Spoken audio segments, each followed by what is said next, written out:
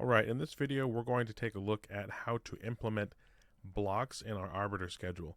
So go ahead and navigate over to arbitersports.com and go ahead and sign into your account.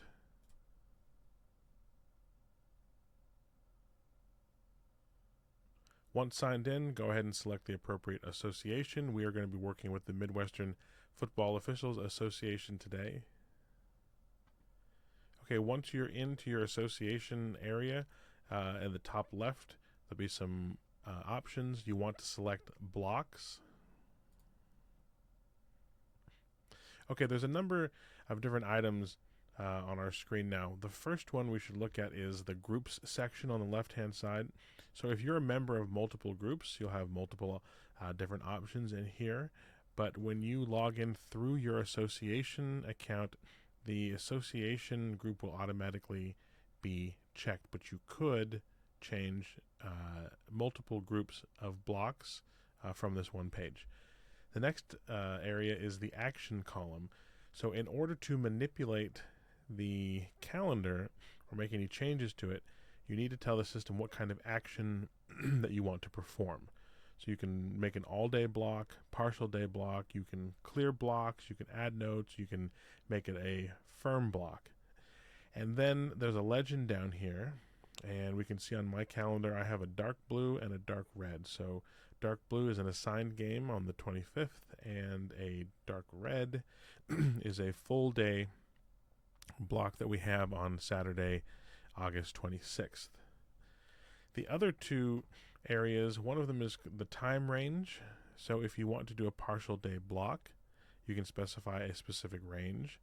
And there is a date range if you have a recurring issue in your availability that is going to span over the course of the season.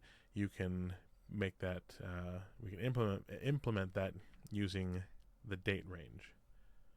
So the first kind of block that we should look at here is an all-day block. You go to your action column, select block all day, and then select the day you want to block in the calendar if it's just one single day. Let's look at Monday the 21st. We'll select that day, and it is now changed to red. It has been recorded in the system, and then you can see a summary status pop up down here below the calendar. I have two rows because one row is for the Midwestern or Mid-Valley Basketball Officials Association, and this 104784 corresponds to the MWFOA. So it maybe that was an accident. We didn't want the 21st to be blocked all day. We go back to the action column, select clear blocks, and we can see that the action clear blocks is selected. We can now go to the 21st, click that day, and we can see that the block has been cleared. Okay, so what about a partial day block? Well, you go to block part day, and now you see the time range and the date range are available for us to select now. So the thing about the time range is that you want to select a time at which you are able to depart from your site to head to a game. So not exactly the time you get off of work, but the time that you are able to depart town to start heading towards your game, whatever direction that's going to be. So I teach during the daytime in the fall, and let's say my class gets out at 3 p.m., but I'll really be ready to get in my vehicle and head to a game starting at 3:30 p.m. So I'll select 3:30 p.m. and I teach Tuesdays, Thursdays, let's say. So I want Tuesday the 22nd, Tuesday the 24th. And you can see that these are sort of salmon colored now because this indicates it's a partial day block. And if we look at the summary down here, these are partial day blocks from 8 a.m. to 3:30 p.m. Now again, if you wanted to clear those, you go to the action column, select clear blocks, and then you can clear out these blocks. So if we want to use a partial day block, but we want to implement it over a specific range, let's say every Tuesday and Thursday you're not able to leave for a game until 4 p.m. Select 4 p.m. and you go over here to the date range. You want it to be active for only Tuesday and Thursday, so you deselect all the other days, leave Tuesday and Thursday selected. And this is going to run, let's say, for the next 2 months. So our date range here, we'll start it next week, Tuesday the 22nd, and it's going to run for a few weeks. So we'll have it end on Thursday, September 21st. Click apply in the date range area, and automatically that applies a partial day block from 8 a.m. to 4 p.m. Tuesday and Thursday for the next month. We can see that all of August is taken care of, and if we select the to move into the September month, we can see that those Tuesdays and Thursdays are already blocked. Okay, if you want to clear a range of blocks, we can do it the same way. You click clear blocks, and fortunately the time range and the date range are still pre-selected from where we were just working with. Click apply, and you can see those blocks just disappear. Okay, 2 last items to discuss. The first one is going to be add notes. So if you want to add a note, you need to first select the action you want to perform. So let's say we have a block part day, but I also want to add a note in there, and the note is going to say departing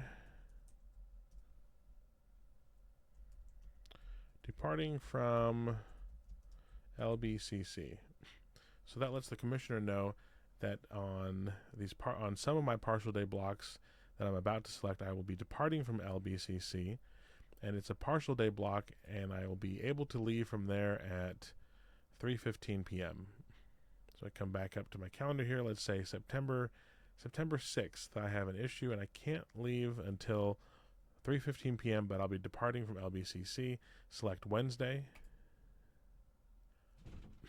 And now you can see in the summary down below the calendar, there is a note here that says departing from LBCC.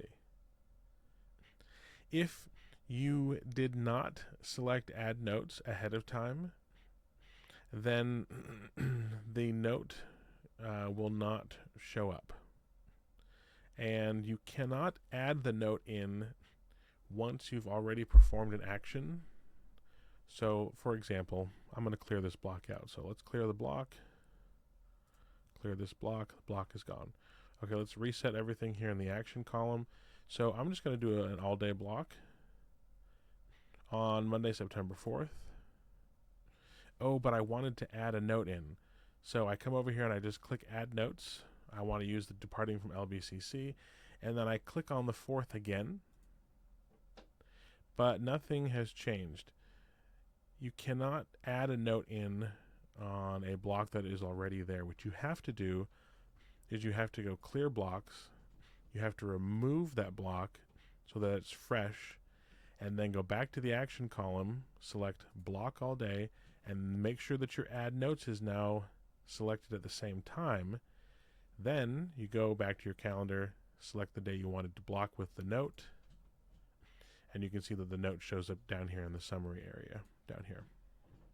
Okay, the last item is the firm block, and it operates exactly the same way as the add notes. So we have a block all day, but I want it to be a firm block. Come over here to September 6th, and we can now see that in the summary on the right-hand column here, in the firm column, we have check marks there. So September 6th is a all-day block, and it is a firm block. Okay, I am going to clear these blocks from my schedule so that I don't accidentally leave them here. If you have any questions, you can go ahead and ask us, and we'll be able to help you get those blocks in. But it is very important to keep your availability and your blocks up to date.